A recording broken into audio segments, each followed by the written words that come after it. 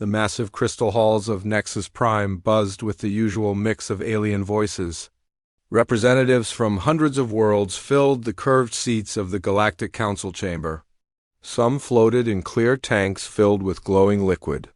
Others stood on 4 legs or 6 arms. A few looked almost human, but with skin that shimmered like metal or eyes that glowed in the dark. Council. Speaker Zephyr 9 raised one of her crystal arms to call for order. Her body looked like living diamond, and when she spoke, her voice rang like wind chimes. She had led these meetings for over 50 Earth years, and she knew every face in the room. Well, almost every face. The monthly council session will now begin, Zephyr 9 announced. Her crystal eyes swept across the chamber. Something felt wrong, but she could not place what it was. Ambassador Thektar from the reptilian worlds hissed softly as he looked around. His forked tongue flicked out to taste the air. "Where are the humans?" he asked in his rough voice. Zephyr 9 looked toward the human section. 3 empty seats sat in the middle rows. The small blue and white Earth flag hung limp on its pole. No one had come from the human worlds for 3 meetings now. This was very strange. Humans never missed council meetings. They always had something to say about trade rules or peace agreements. "Perhaps they are dealing with some local problem," suggested Counselor Villana. The tall, graceful woman had pointed ears and silver hair that moved like it was underwater. Her people, the elves of Silverstar, had worked closely with humans on many projects. Humans are always busy fixing something. But Thektar shook his scaly head.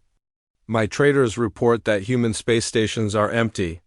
The cargo ships are gone. Even the small colonies appear abandoned." A chill ran through the chamber. Other representatives began to whisper among themselves. The squid-like aquarians bubbled nervously in their water tanks. The rock people from the asteroid belts ground their stone hands together with worry. Far away from the council halls, on a blue planet called Earth, a very different scene was taking place. Captain Jake Morrison stood on the bridge of the exploration. Ship New Horizon. Through the large windows he could see Earth turning slowly below them. The planet looked peaceful and beautiful, with its white clouds swirling over green and brown continents, but Jake knew the truth. Earth was empty now. The last human had left the surface 3 days ago. "Captain," said Lieutenant Lisa Hart as she walked up beside him. She was a young woman with short brown hair and tired eyes. In her hands she held a data tablet that glowed with shipping reports. "The final transport just cleared the moon's orbit. All civilians are safely aboard the colony ships."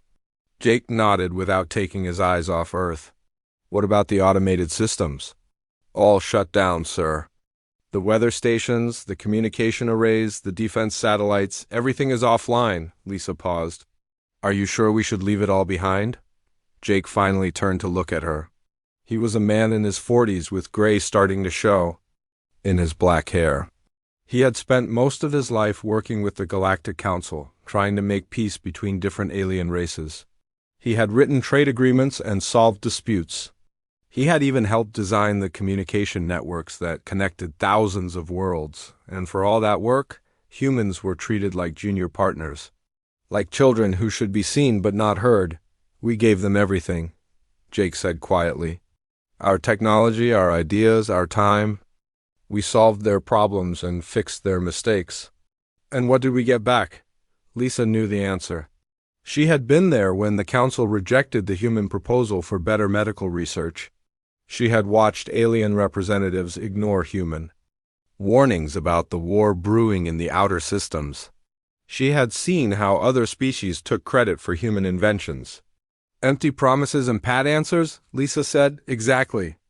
Jake walked over to the main control panel. With a few button presses, he activated Earth's planetary defense grid. A shimmering energy barrier appeared around the planet, blocking all ships from entering or leaving. "If they want to treat us like we don't matter, then we'll show them what it looks like when we're really gone." On the other side of the ship, Chief Engineer Ben Clark was making final checks on the jump drive. Ben was a big man with rough hands and a beard that was more gray than black. He had worked on starship engines for 30 years and he knew every bolt and wire in the New Horizon. "Drive systems are ready, Captain," Ben called out. "We can jump whenever you give the word." Dr. Amy Foster looked up from her medical station. She was a small woman with red hair pulled back in a tight ponytail. "The crew is healthy and ready for long-range travel." "But Jake, are we sure about this?" "We're talking about leaving everything behind.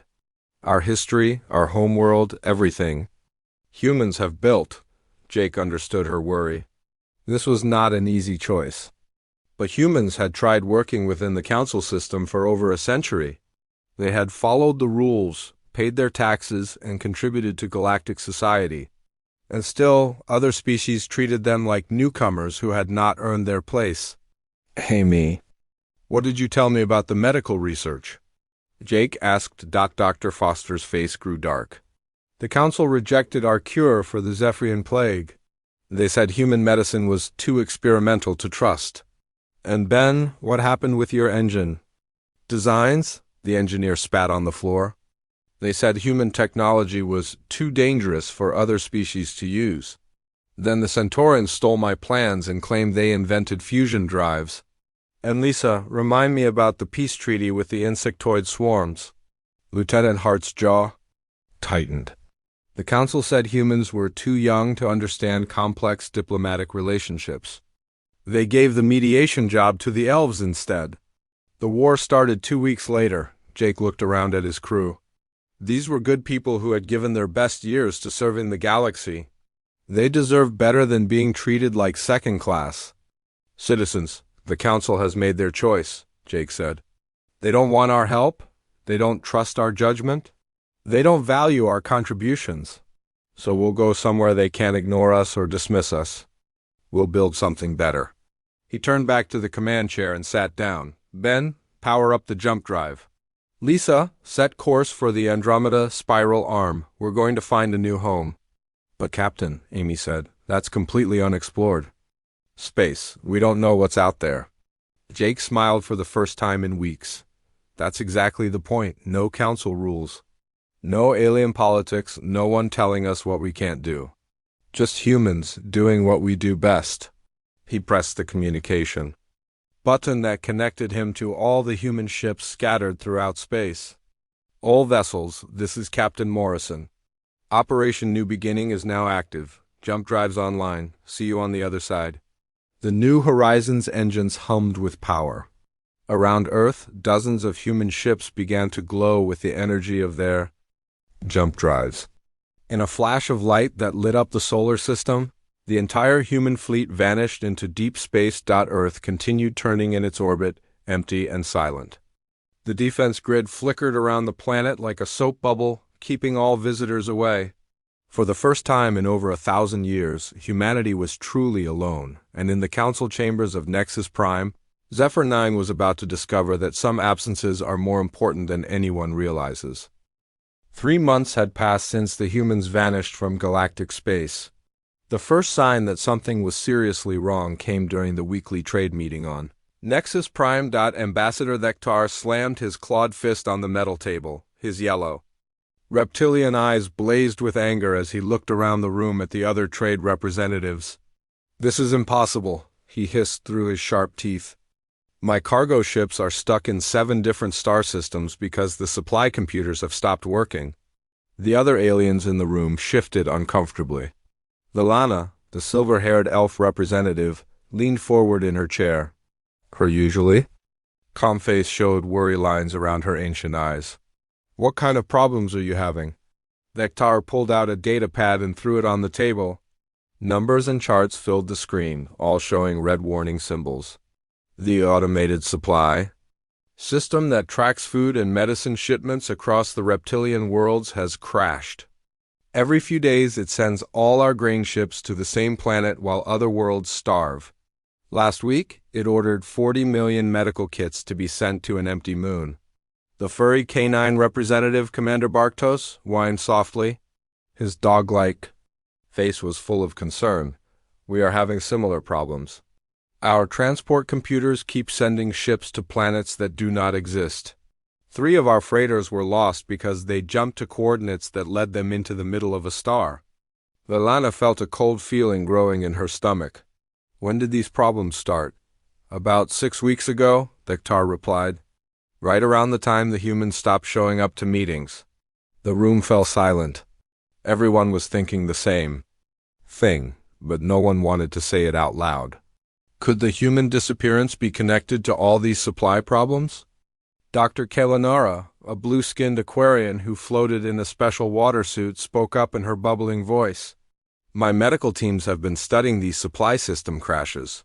All of the failing computers use the same base programming language, a language that was developed by human programmers 20 years ago. Valana's pointed ears twitched with alarm. Are you saying humans built these systems? Not just built them, Dr. Kalanara said. They have been maintaining and updating them. For decades, the humans would send small patches and fixes every few months to keep the programs running smoothly. Without those updates, the systems are starting to fail. Commander Barktos scratched behind one furry ear with his paw. But surely other species can fix these programs? Dr. Kalanara shook her head, sending ripples through the water in her suit. Human programming is very different from how other species write computer code. They use something called intuitive logic that is hard for other minds to understand. We have tried to fix the problems, but every time we change something, we make the situation worse. Meanwhile, in another part of Nexus Prime, Counselor Valana was having an even more disturbing discovery. She sat in her private office, surrounded by floating screens that showed communication networks across the galaxy. Her assistant, a young elf named Linder, stood nearby with a worried expression.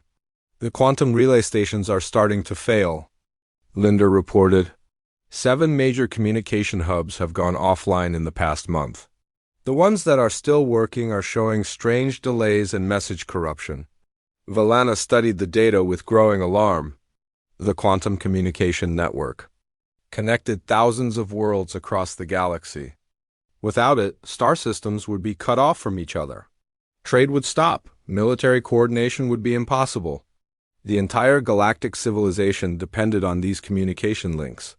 What is causing the failures? She asked. Linder pulled up a technical report on one of the screens. The relay stations use quantum entanglement transmitters that were designed by human scientists.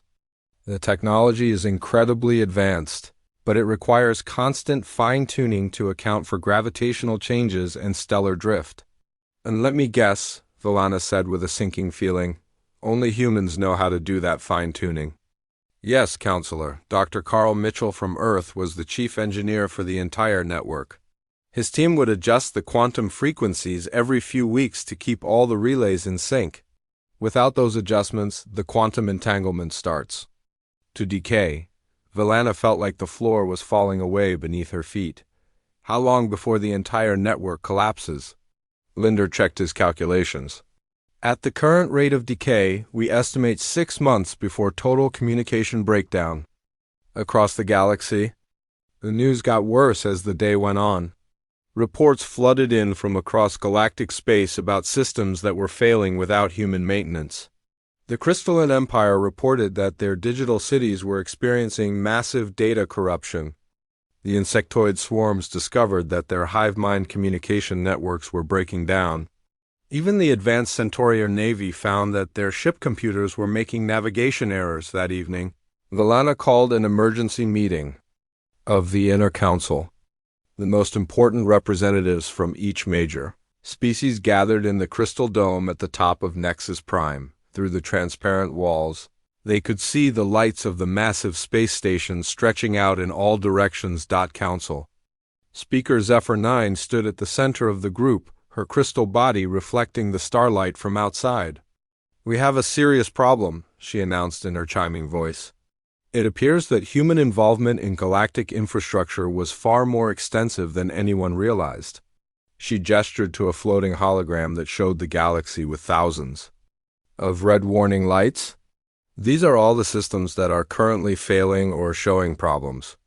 Supply networks, communication relays, medical databases, navigation computers, even the air recycling systems on many space stations.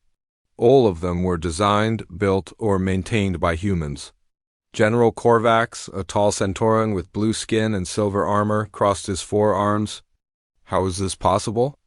Humans have only been part of the Council for 100 years.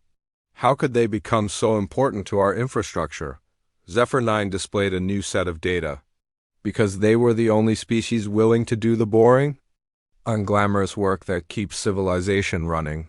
While other races focused on politics, trade deals, and territorial expansion, humans quietly took care of the technical details that make everything else possible.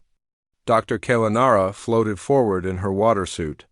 My research team found something disturbing. We discovered files left behind by a human named Katie Bell, who used to work as an assistant to the Human Council representative. Her records show that humans were involved in maintaining over 60% of critical galactic infrastructure. 60%? Dektara's scaly face turned pale green.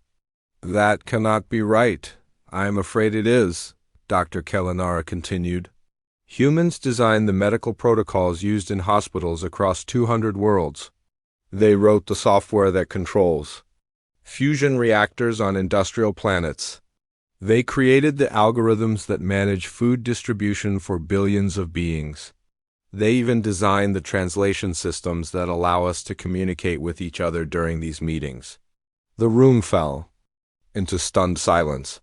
For decades, the Council had treated humans like junior partners who were lucky to have a seat at the table.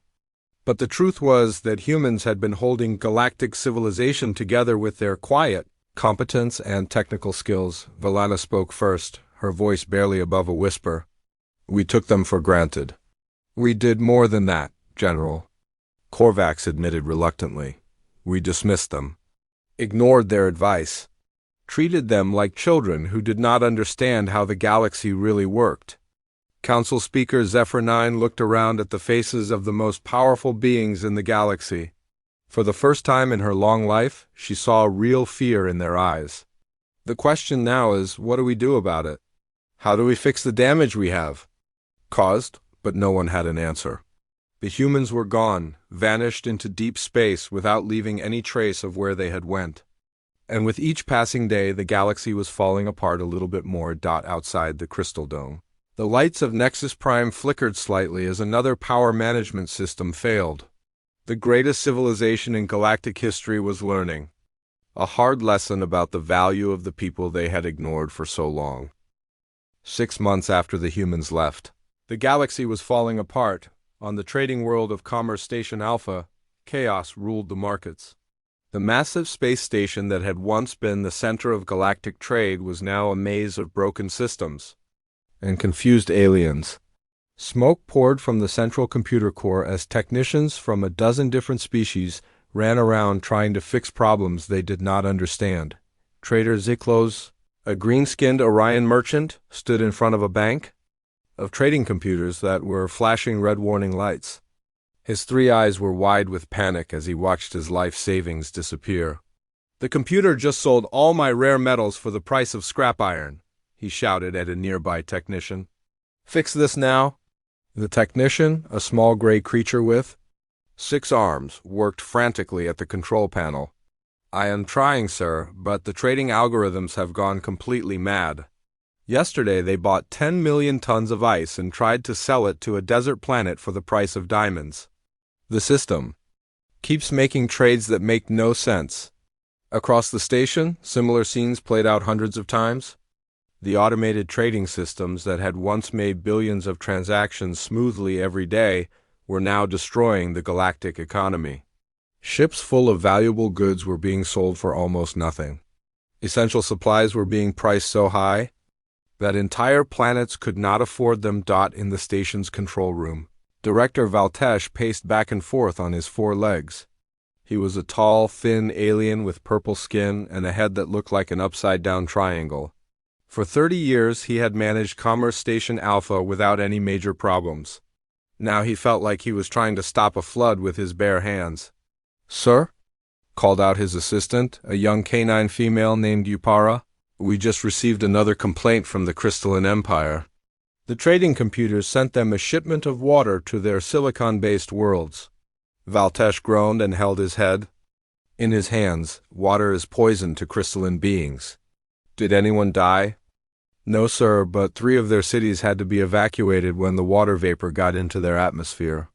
They are demanding compensation of 50 billion credits. 50 billion? Valtesh's purple skin turned pale gray. The station does not have that kind of money. What about the Zephyrian Trade Consortium? Are they still having problems? Yapara's furry face looked grim. Worse than ever, sir. Their entire trading fleet is bankrupt. The computers have been making such bad trades that they owe more money than their entire civilization is worth. Valtesh collapsed into his chair. The Zephyrian Trade Consortium had been one of the most powerful organizations in the galaxy. If they were bankrupt, the economic damage would spread to hundreds of worlds. Meanwhile, in the medical centers of the Aquatic Collective, Dr. Blue Wave faced a crisis that threatened the lives of millions. The tall, blue-skinned doctor floated in a tank of healing water as she studied the latest reports from across her people's worlds. Her gill slits fluttered with worry as she read the numbers. A deadly plague was spreading through the Aquarian colonies, and their usual treatments were not working. The virus had changed, mutated into something new and more dangerous. Normally, this would not be a problem. Aquarian medicine was advanced and they had dealt with plagues before, but their antiviral research had been based on work done by human scientists. Dr. Amy Foster and her team had developed the basic techniques that Aquarian doctors used to fight diseases. Without human expertise to help modify the treatments for new viruses, the Aquarians were helpless. Doctor, called her assistant, a young male named Riptide, the plague has now spread to 15 colony worlds. The death count is over 2 million, and climbing. Dr. Bluewave's tentacle-like fingers tapped nervously against her tank. What about the research teams? Have they made any progress on a new treatment? No, Doctor. They say the human research notes are too complex to understand, Dr. Foster. Use some kind of cross-species genetic analysis that no other species has ever mastered. Without her guidance, we cannot figure out how to adapt the antiviral treatments. In desperation, Dr. Bluewave had tried to contact other species for help, but she discovered that most of the galaxy's medical advances had come from human research. The elves had elegant healing magic, but it did not work on alien biology. The Centaurians had advanced surgery techniques, but they knew nothing about fighting viruses. Even the highly advanced Crystalline Empire admitted that their digital medicine could not solve biological problems. How long before the plague reaches our homeworld? Dr. Bluewave asked. Riptide checked his calculations. At the current rate of spread, about 3 weeks. Dr. Bluewave closed her large black eyes. The homeworld of the Aquatic Collective had over 50 billion inhabitants. If the plague reached them without an effective treatment, it would be the greatest disaster in Aquarian history. Far from the medical crisis. On the industrial world of Forge Prime, Chief Engineer Turhammer faced his own nightmare. The massive, dwarvish mining planet was powered by fusion reactors that supplied energy to hundreds of worlds across the galaxy. These reactors were marvels of engineering, clean and efficient, producing more power than any other energy source in known space, but they were also incredibly complex. And they had been designed by human physicist Dr. Carl Mitchell. Torhammer stood in the main reactor control room, his short, stocky body tense with worry. His thick beard was singed from the heat of overworked machinery, and his usually calm demeanor was replaced by barely controlled panic. The main reactor display showed warning lights flashing like angry red stars. The primary fusion containment field is becoming unstable, reported his chief technician, a female dwarf named Gemcutter. Reactor 3 has been shut down for emergency. Maintenance and reactors 5 and 7 are showing dangerous fluctuations. What about the backup systems? Turhammer asked, though he already knew the answer. Also failing, sir. The fusion reactors use something called dynamic magnetic containment that requires constant computer adjustments to keep the nuclear reaction stable. Dr. Mitchell's team used to send us updates every few weeks to fine-tune the containment fields. Turhammer pulled up the technical manuals that the humans had left behind. The documents were filled with complex mathematics and physics equations that hurt his head to look at. Human science was so far advanced that other species could barely understand the basic concepts, let alone master the practical applications. "How long before we have to shut down all the reactors?" he asked. Junkutter's face was pale with fear. "If we cannot stabilize the containment fields, maybe 2 weeks. After that, we risk a complete reactor meltdown that could destroy the entire planet. And if we shut down the reactors, then we lose power to the mining operations, the orbital factories, and the energy exports to 300 client worlds. The dwarvish economy would collapse overnight." Terhammer sat down heavily in his chair. Like so many others across the galaxy, he was learning that humans had been far more important than anyone had realized. The fusion technology that powered galactic civilization was not just human-designed, it was human-dependent. Without their ongoing support and expertise, even the most advanced alien civilizations were helpless. Similar crises were erupting across the galaxy. On the military worlds of the Centaurian Navy, their advanced warships were developing navigation problems because the star charts were based on human astronomical calculations. The floating cities of the gas giant collective were losing altitude because their atmospheric processors used human-designed control systems. Even the great libraries of the scholar worlds were losing data because their storage systems needed human-programmed maintenance routines. In the council chambers of Nexus Prime, emergency sessions were being held around the clock. Representatives who had once spent their time debating minor trade disputes and territorial claims now faced the collapse of galactic civilization itself. Council Speaker Zephyr 9 stood before the assembled representatives, her crystal body dim with exhaustion. She had not recharged properly in weeks, too busy dealing with one crisis after another. "The situation continues to deteriorate," she announced to the packed chamber. "We have now received emergency requests for assistance from over 400 worlds. Industrial production has dropped by 60%. Trade volume has fallen by 80%. Medical crises are reported in 12 star systems." Ambassador Thektar raised his clawed hand. "What about the search teams? Have they found any trace of where the humans went?" General Korvax shook his blue head. "Our deep space probes have searched 50 star systems beyond the galactic rim. No signs of human ships or colonies. It is as if they simply vanished into empty space." Dr. Kalanara floated forward in her water suit. "My teams have been analyzing the pattern of system failures. The situation is worse than we initially thought. Humans were not just maintaining our infrastructure, they were actively improving it. Every few months they would upgrade systems, fix problems before they became serious, and develop new solutions to emerging challenges." "What does that mean?" asked Valana. "It means that even if we could somehow learn to maintain the systems ourselves, we would still be falling behind.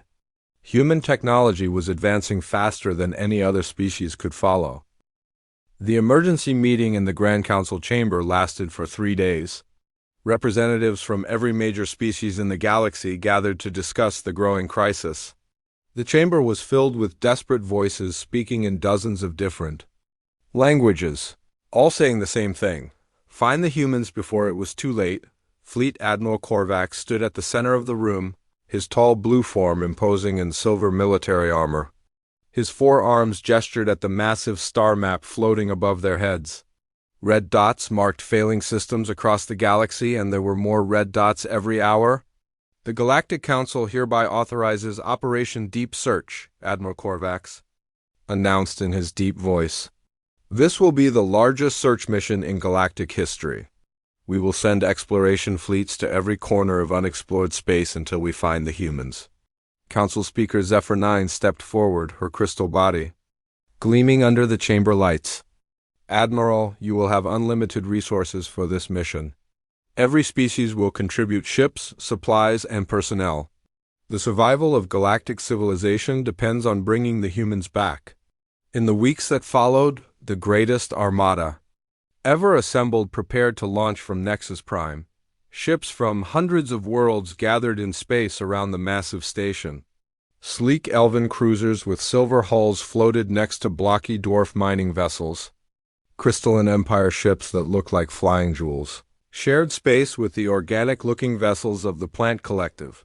Admiral Korvax stood on the bridge of his flagship, the mighty dreadnought Galactic Unity, through the main view screen.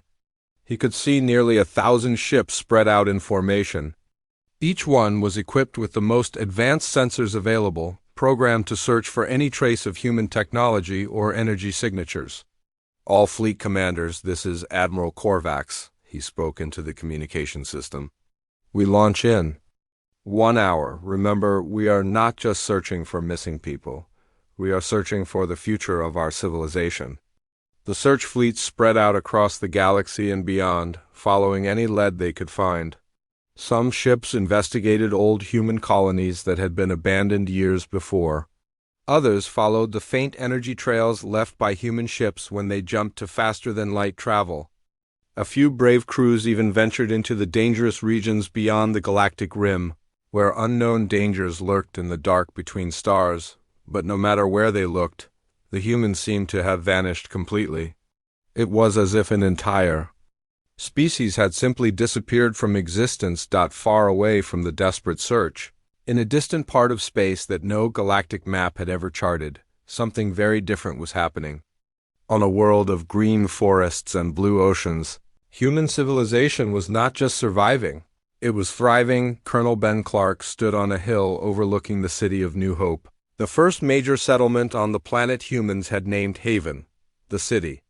Sprawled across a valley between two mountain ranges, its buildings gleaming white and silver in the light of the local sun.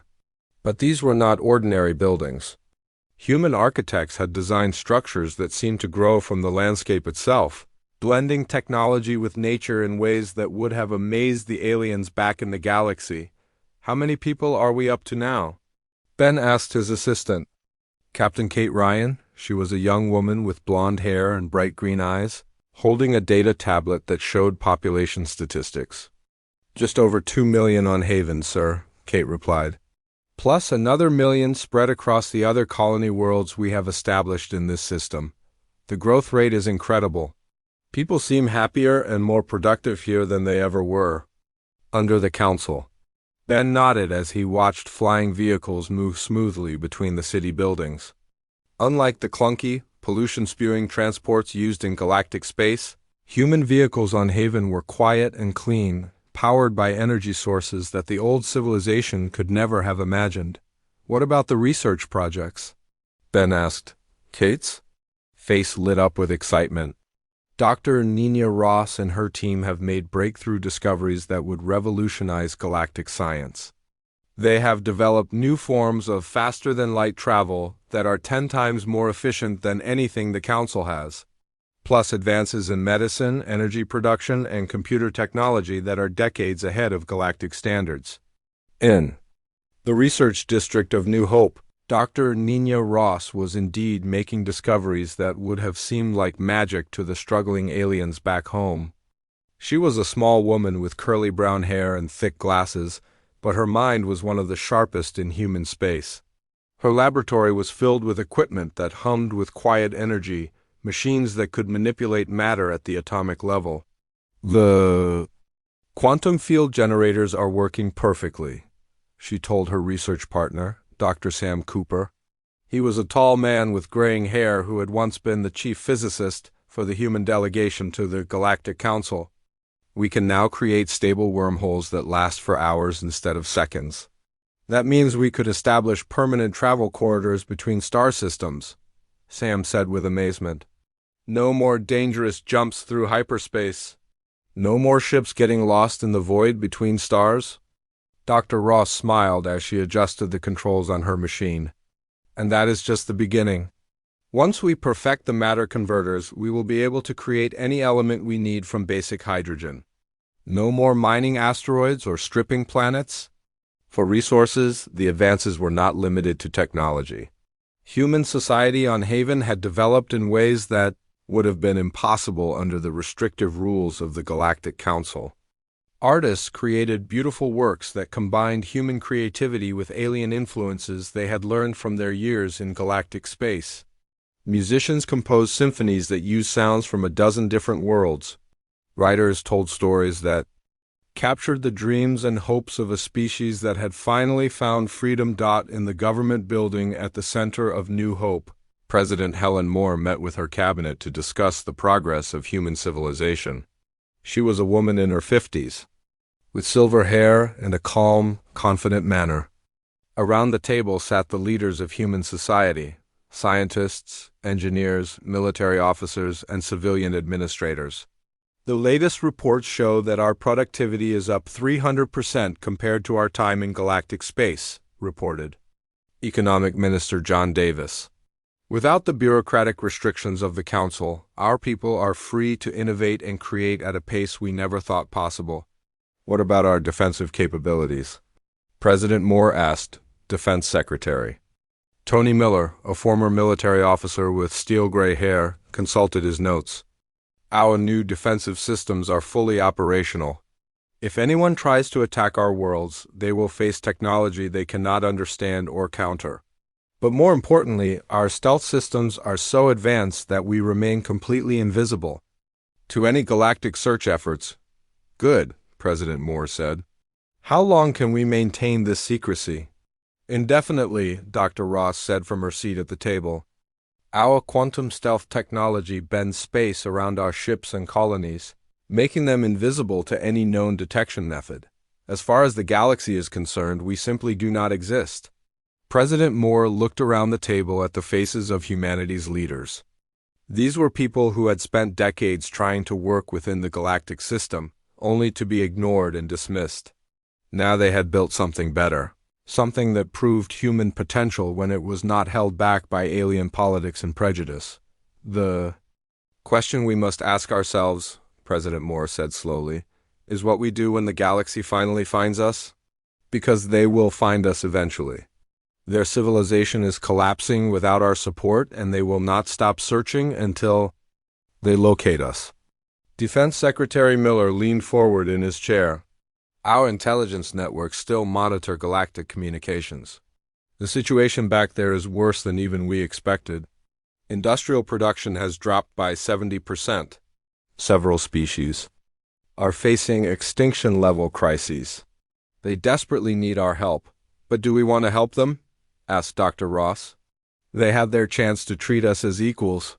They chose to treat us as junior partners who should be grateful for the scraps they through us, Economic Minister Davis nodded. Our standard of living here is higher than anything humans ever achieved in galactic space. Our technology is advancing faster than ever. Our people are happy and free. Why should we give that up to go back to being second-class citizens in someone else's empire? President Moore stood and walked to the window, looking out at the thriving city below. Flying vehicles moved between buildings that seemed to glow with their own inner light. Parks and gardens were scattered throughout the urban areas, creating a harmony between technology and nature that no galactic civilization had ever achieved. Because, she said finally, we are still human, and humans do not abandon those in need, even those who have wronged us. The question is not whether we will help them. The question is on what terms. She turned back to face her cabinet. Begin preparations for contact protocols. Not surrender, not a return to the old system, but contact on our terms. As equals, not subjects, as teachers, not students. Meanwhile, back in galactic space, Admiral Korvac stood on his ship's bridge and stared out at the empty stars. His fleet had been searching for months without finding any trace of human activity. 2 years had passed since the humans vanished, and the galaxy was dying on the industrial world of Forge Prime. Chief Engineer Turhammer stood in the ruins of what had once been the most powerful fusion reactor in known space. The massive chamber was dark and cold, filled with twisted metal and broken machinery. Emergency lights cast eerie shadows on the walls where warning signs glowed in a dozen alien languages. How many dead? Turhammer asked his assistant gemcutter. His voice was barely a whisper, aged by months of watching his world fall apart. 43,000 in the reactor explosion, she replied, her eyes red from crying. Another 100,000 evacuated from the contaminated zones. The remaining reactors are all shut down. We have no choice but to abandon Forge Prime. Tarhammer looked at the datapad in his hands. The numbers told a story of complete failure. Without human expertise to maintain the fusion reactors, they had become increasingly unstable. The dwarf engineers had tried everything they could think of, but human technology was simply too advanced for other species to understand. When Reactor 7 finally exploded, it took half the city with it. Where will our people go? Tarhammer asked. Some will try to find work on other industrial worlds, Gemcutter said. But most of those are having the same problems we are. The Crystalline Empire has lost 3 of their digital cities to data corruption. The Centaurian shipyards have shut down because their manufacturing computers stopped working. There are fewer and fewer places for skilled workers to find jobs. Meanwhile, in the medical centers of the Aquatic Collective, Dr. Blue Wave floated in her tank and stared at reports that would have been unthinkable just 2 years ago. The plague that had started in the outer colonies had spread across half of Aquarian space. Without human medical knowledge to develop new treatments, people were dying by the millions. The latest casualty reports, her assistant Riptide said as he handed her a data crystal. His usually bright blue skin had turned pale with grief. Dr. Blue Wave absorbed the information through her tank's interface. The numbers made her gill slits flutter with despair. 18 billion dead, she whispered. 1/3 of our entire species. The homeworld quarantine is holding, Riptide reported, trying to find some hope in the darkness. But the outer colonies are completely lost.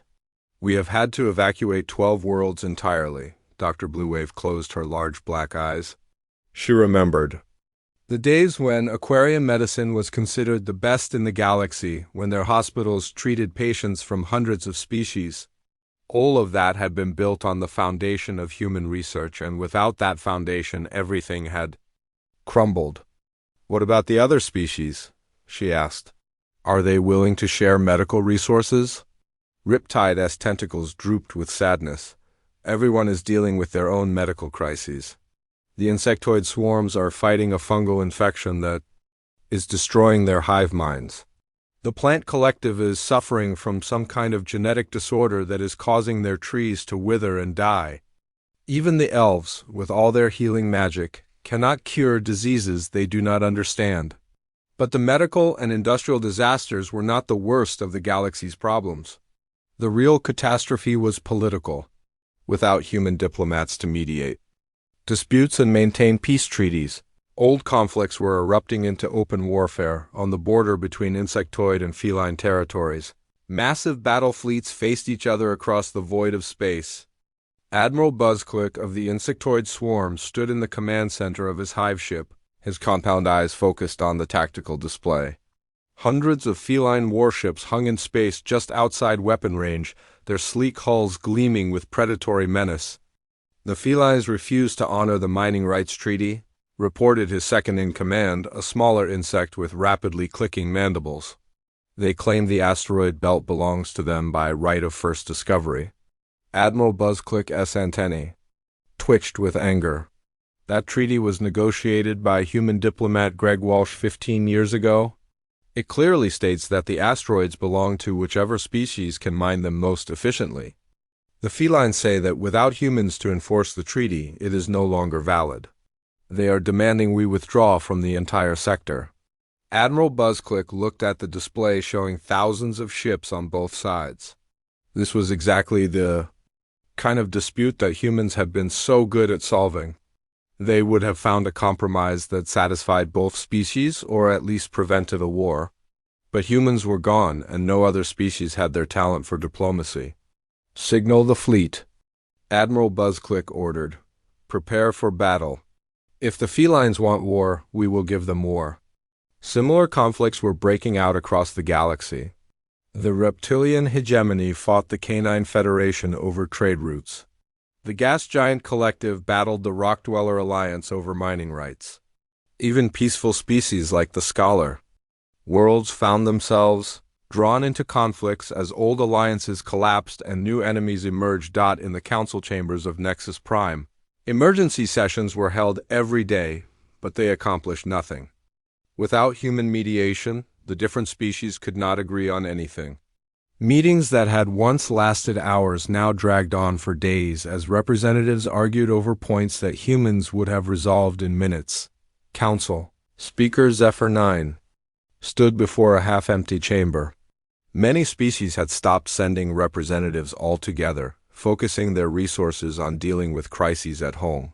Her crystal body was dim and cracked from stress, and her voice no longer rang with authority. "The situation continues to deteriorate," she announced to the remaining delegates. "We have received reports of active warfare in 12 sectors. Industrial production is down to 20% of pre-departure levels. Medical emergencies are reported in every inhabited system." Ambassador Thektar raised his clawed hand weakly. "What news from Admiral Korvax's search fleets?" General Korvax appeared on the main screen via holographic communication. His blue face looked tired and defeated. "We have searched over 2,000 star systems beyond the galactic rim. Our deep space probes have detected energy signatures that might be human technology, but they are so far away that it would take years to reach them with conventional ships." "How far away?" asked Villana, her elegant features drawn with exhaustion. "The signals are coming from the Andromeda spiral arm," General Korvax replied. "That is nearly 200,000 light-years from galactic core. Even with our fastest ships, the journey would take 80 months each way." The chamber fell silent. The idea that humans had traveled such an impossible distance seemed beyond belief. No known technology could have carried them so far so quickly. Dr. Kalinara floated forward in her water suit. "That distance would require faster-than-light technology far beyond anything in our databases. If the humans have indeed reached the Andromeda spiral arm, they have made technological advances that we cannot even comprehend." "But the energy signatures are definitely artificial," General Korvax continued, "and they match the power patterns we would expect from advanced human technology. My science teams believe there is a 90% probability that we have found them."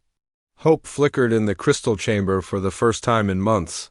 If the humans were alive and thriving, somewhere in distant space, perhaps there was still a chance to save galactic civilization. "How long to organize an expedition to the Andromeda spiral arm?" Zephyr 9 asked.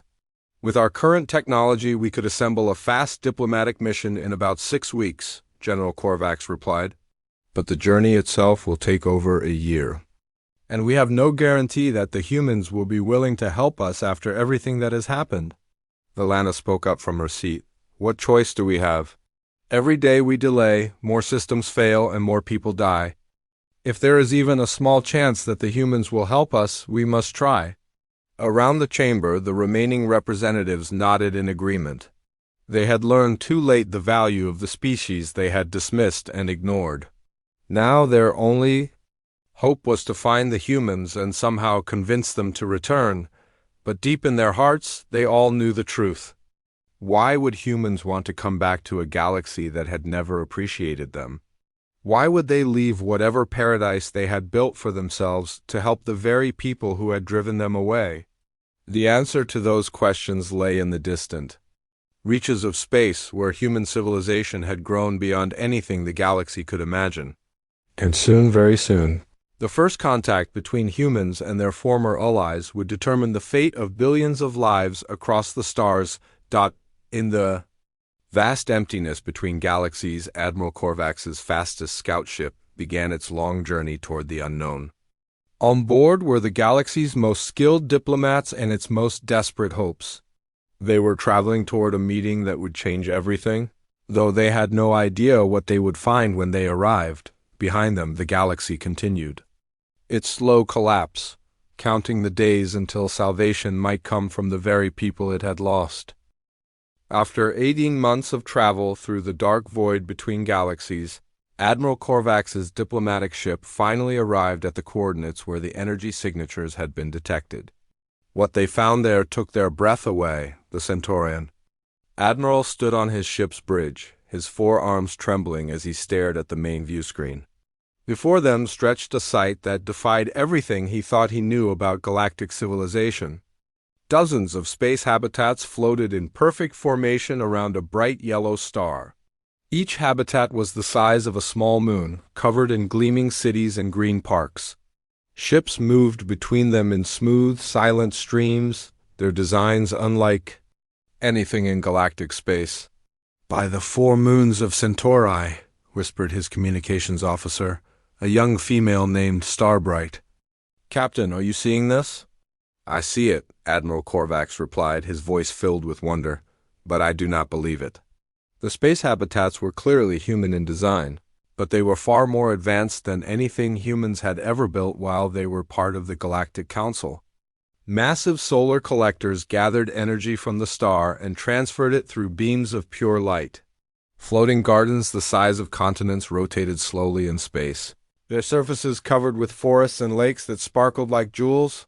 "Sir," called out the ship's science officer, "I am detecting over 50 inhabited worlds in this system alone. Population readings suggest there are more humans here than ever lived in galactic space."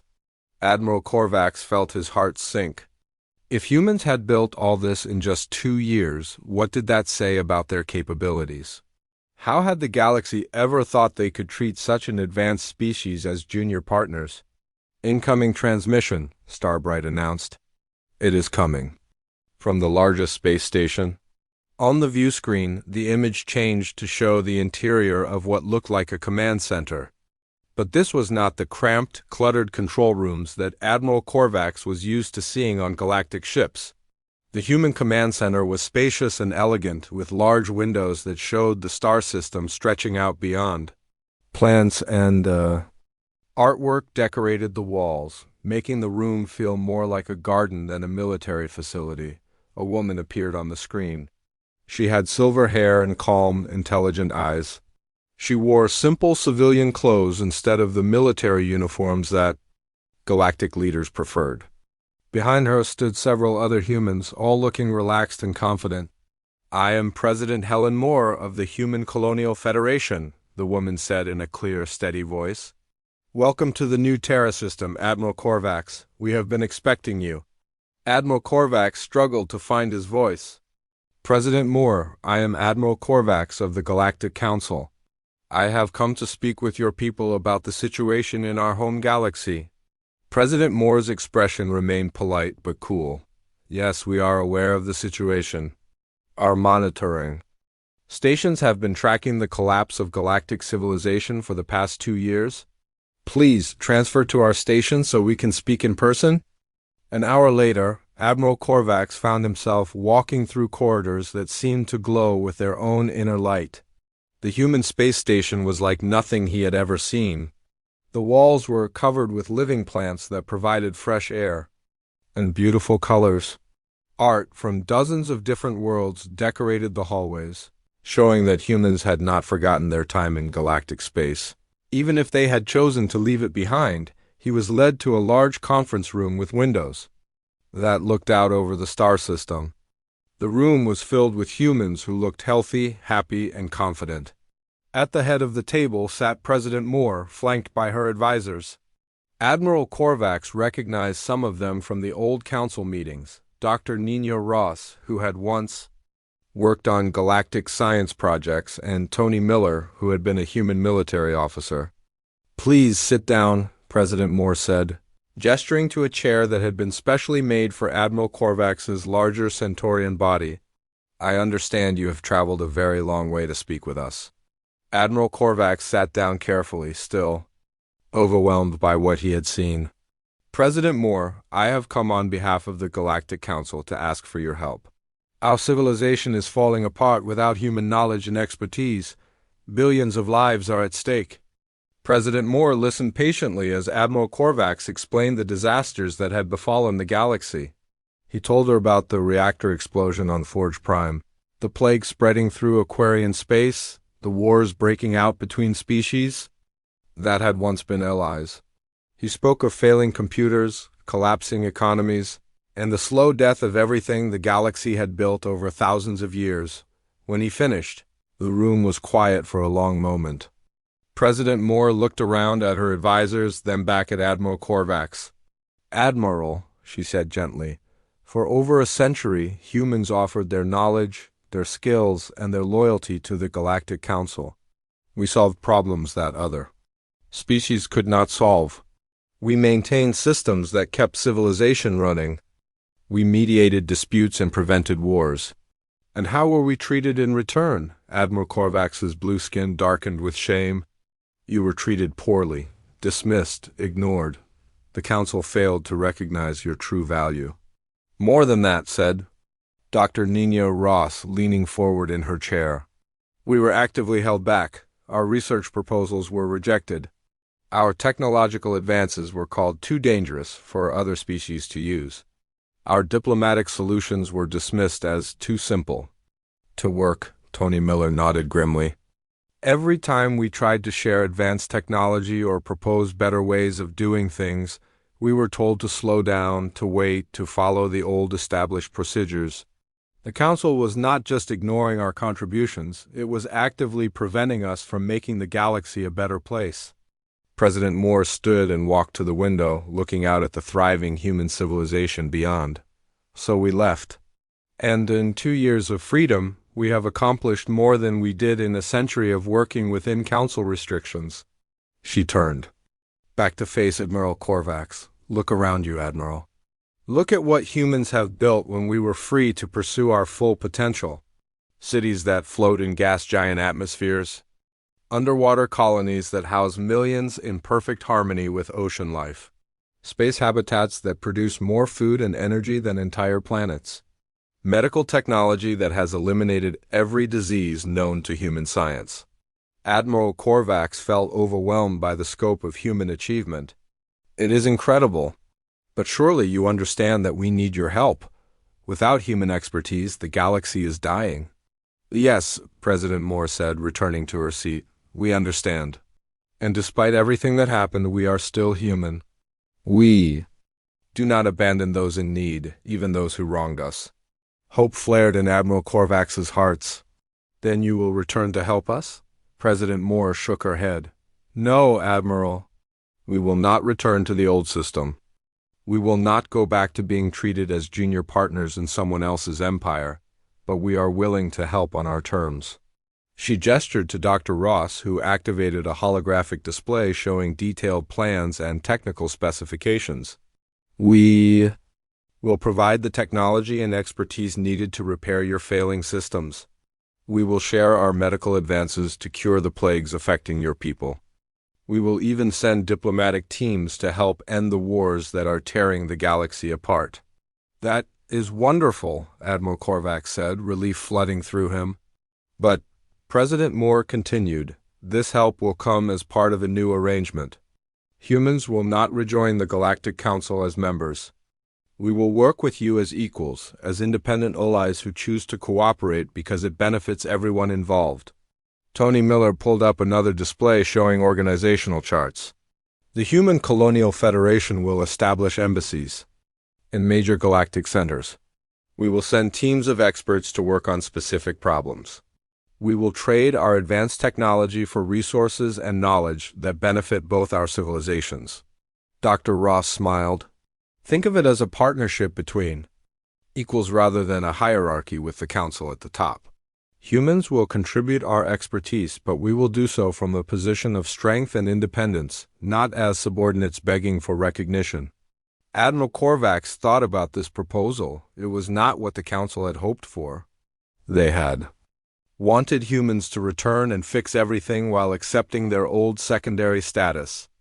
But looking around at the advanced human civilization, he realized that humans no longer needed the Council. If anything, the Council needed them far more than they needed the Council. I believe the Council will accept these terms, Admiral Korvax said finally. Frankly, we are in no position to negotiate. Your help on any terms is better than watching our civilization collapse completely. President Moore smiled for the first time since the meeting began. Excellent. Dr. Ross will begin preparing our first aid packages immediately. Medical supplies for the aquarium plague, technical assistance for the industrial worlds, and diplomatic teams for the conflict zones. How soon can you begin? Admiral, Korvax asked. Our ships are already prepared, Tony Miller replied. We can have the first aid convoys in galactic space within 2 weeks. Admiral Korvac stood feeling lighter than he had in months. President Moore, on behalf of the Galactic Council and all the species of our galaxy, I thank you. You are showing mercy to people who did not deserve it.